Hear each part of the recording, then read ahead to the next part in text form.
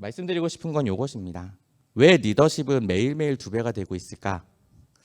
과거에 특히 저처럼 이제 70년대에 태어나신 분들, 저희가 리더분들과 생활했을 때는 나의 팀장님에 대한 이야기, 나의 CEO에 대한 이야기, 내 옆에 있는 동료 외에는 모릅니다.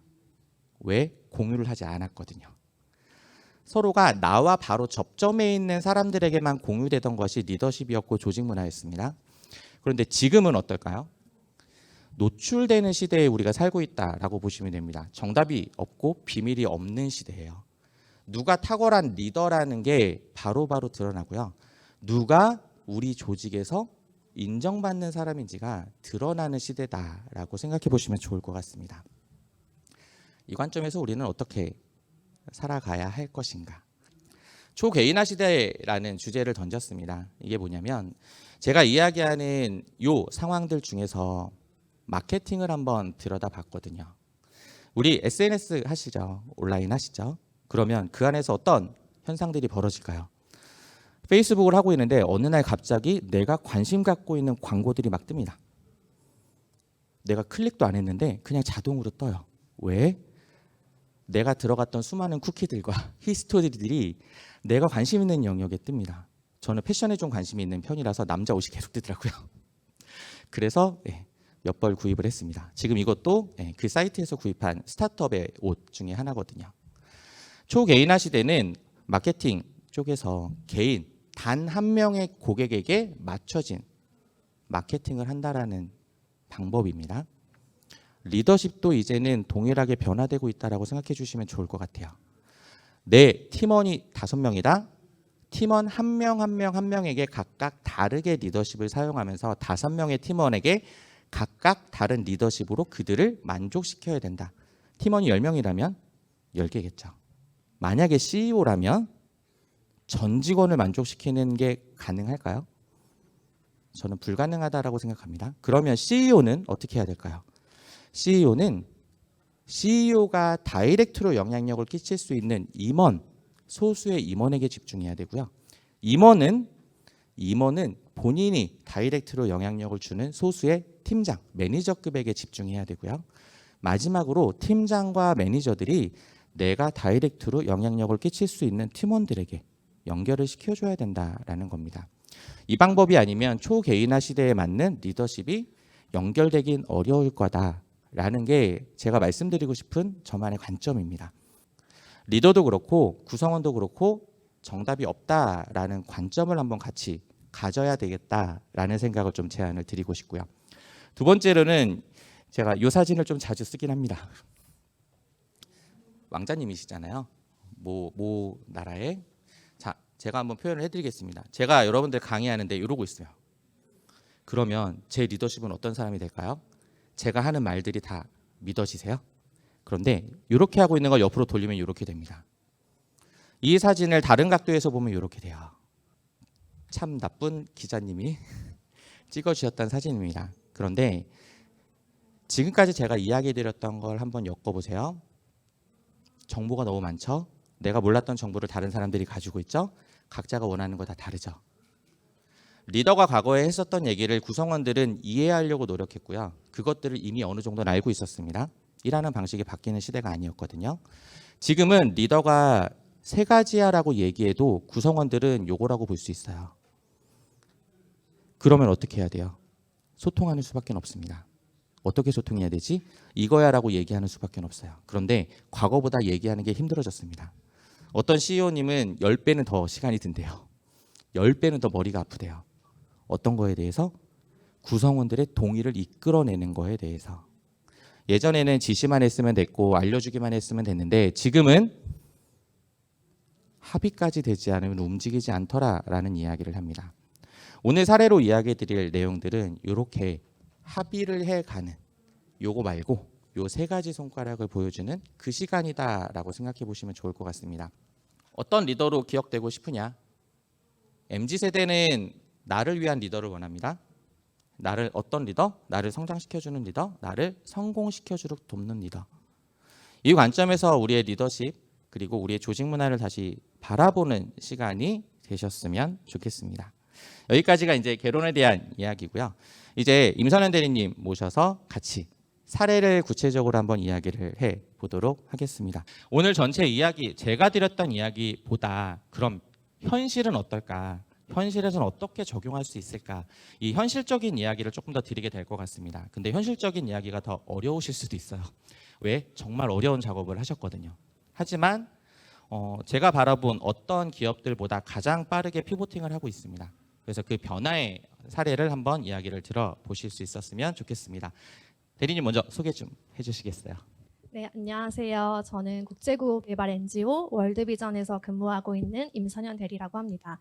그래서 오늘 이렇게 백 대표님과 사례를 나눌 수 있게 되어서 영광이고 오늘 참석하신 분들에게도 조금이나마 도움이 되는 시간 됐으면 좋겠습니다. 오늘 주제가 MZ 세대와의 소통인데요. 월드비전에서도 아마 다양한 불편들 아니면 불만들, 갈등들이 있었을 것 같아요. 그 갈등을 먼저 좀 소개를 해주시겠어요? 네, 아무래도 저희 기관이 조금 좋은 일을 하는 기관이다 보니까 월드비전 같은 기관은 조직 내 갈등 이런 거 없지 않냐고 물어보시는 분들이 되게 많으셨어요. 근데 저희도 사람이 모인 곳입니다. 그렇다 보니까 정말 다양한 연령대 그리고 다양한 백그라운드의 사람들이 모여 있고 또 최근에 이제 저희 조직 같은 경우에는 MZ 세대의 비율이 약 65%까지 올라간 상황입니다. 그래서 앞으로 이 비율은 더 늘어날 것으로 예상이 되고 있고요. 그렇다 보니까 이 리더분들이랑 이 MZ 세대의 각각의 생각, 의견, 그리고 일하는 방식, 뭐 가치관 이런 부분들이 많이 다르다 보니까 갈등이 점차 쌓이게 되었고요. 저희 리더분들의 특징을 간단히 설명을 드리자면 저희 리더분들은 대다수 이제 기성세대 분들이 많으신데 10년, 20년 장기 근속을 하신 분들이 되게 많으세요. 아무래도 이제 비영리 기관이다 보니까 이곳에서 되게 오래 근무를 하신 분들이 많으신데 저희 월드비전에서 되게 작았을 때부터 압축 성장을 해오신 분들이세요. 그렇다 보니까 이 조직에 대한 헌신을 되게 강조하고 그리고 조직에 대한 자부심이나 이런 소속감도 매우 강한 편입니다. 그리고 실제로 조직을 크게 성장시킨 경험이 있다 보니까 이 업무에 대한 속도 그리고 이 속도를 내기 위한 의사소통에 매우 익숙한 부분이 있었습니다. 그래서 이런 부분들이 사실 이제 MZ 세대와는 조금 다른 부분들이 있어서 조금씩 이제 갈등이 생겼던 것 같습니다. 지금 말씀하신 갈등들은 일반 기업들에도 좀 비슷하게 나타나는 것들이겠죠? 네, 사실 이런 리더십이나 소통의 이슈는 저희뿐만 아니라 많은 기업에서도 지금 현재 많은 문제로 존재하고 있을 거라고 생각을 해요. 이거를 근본적으로 해결하기 위해서 조금 다양한 방법으로 접근을 해야겠다라는 생각을 했고 그래서 컬처팀에서 컬처팀이 이제 그때 문제의 심각성을 인식하고 그때 이제 컬처팀이 신설이 되었어요. 그래서 지금까지 이 문제를 좀 개선하고 좋은 조직 문화를 정착하기 위해서 노력해 오고 있습니다. 네, 제가 작년 4월경에 월드비전을 처음 방문했을 때 처음 보여줬던 자료가 이 서베이 결과였었거든요. 서베이 결과를 통해서 나왔던 이야기들을 정말 솔직하게 해주셨었는데 그 이슈를 해결하고 싶었던 이야기 혹시 기억나세요? 네. 사실 이제 리더십이나 소통의 이슈는 단기간에 이제 개선될 수 있는 부분이 아니다 보니까 과연 이거를 변화시킬 수 있을까? 이걸 언제까지 해야 되나 이런 고민을 많이 했던 게 사실이에요. 그래서 그때 정말 여러 전문가 분들을 만났었고 저희의 고민들을 허심탄회하게 나누고 또 좋은 자문들을 받게 되었습니다. 그때 이제 만나게 된 분이 옆에 계시는 백종아 대표님인데 그때부터 저희 기관이랑 좀 핏이 맞기도 해서 지금까지 작업을 해오고 있습니다. 네, 제가 월드비전 가서 가장 처음에 크게 느꼈던 게 세 가지가 있습니다. 첫 번째가 뭐냐면 조직의 이슈를 숨기지 않고 있는 그대로 노출하시더라고요. 서베이 결과를 외부인인 저한테도 그렇고 내부의 직원들에게도 그냥 다 노출하세요. 두 번째는 조직의 리더분들이 계십니다. 회장님이 계시고요. 그 밑에 부서장님들이 계세요. 저희 회사로 따지면 임원, 본부장급이라고 보시면 돼요. 이제 팀장님들이 계시고요. 이렇게 세 층의 리더분들이 되시는데 이 리더분들도 그 문제를 그냥 있는 그대로 솔직하게 인정하세요. 예, 변명하거나 뭐 옆에 다른 부서 아니면 다른 환경적인 영향 뭐 원인을 돌리는 것이 아니라 그냥 있는 그대로 인정하신다는 게 가장 크게 느껴졌었습니다. 세 번째로 조금 놀랬던 것 중에 하나는 취약한 아이들을 돕는다라는 비전이 있습니다. 그 비전에 홀릭되어 있는 직원들이 너무 많아요. 제가 가장 느꼈던 세 가지 어떻게 생각하세요? 네, 사실 이제 좋은 말씀 많이 해주셨는데 사실 저희 조직도 지금 이제 성공 사례를 공유한다기보다는 지금까지 고민을 했었고 앞으로도 이제 계속 노력을 해야 되는 부분인 것 같아요. 그래서 저희가 이제 크게 세 가지 축으로 접근을 했었는데요. 이제 첫 번째는 저희 CEO인 회장님과 그 다음에 세컨 리더인 이제 부서장님들이 소통을 활성화하기 위해 이제 노력을 했었고요. 두 번째로는 이제 팀장님들이 아까 말씀하신 팀원들 한 명 한 명의 개인의 성장과 성공에 이제 관심을 가져주는 원원원 대화를 시작을 했습니다. 그리고 마지막으로 가장 중요한 건데 이 두 가지가 잘 굴러갈 수 있도록 제도와 시스템을 이제 재설계했습니다. 그리고 이 재설계된 시스템이 잘 돌아갈 수 있도록 리더분들을 다시 재육성하는 그런 과정들을 거쳤습니다. 여기에서 조금 더 구체적으로 이야기를 해주시면 좀 더 도움이 되실 것 같아요. 일단 회장님이랑 2차 리더였었던 부서장님들이 어떤 노력을 하셨었는지.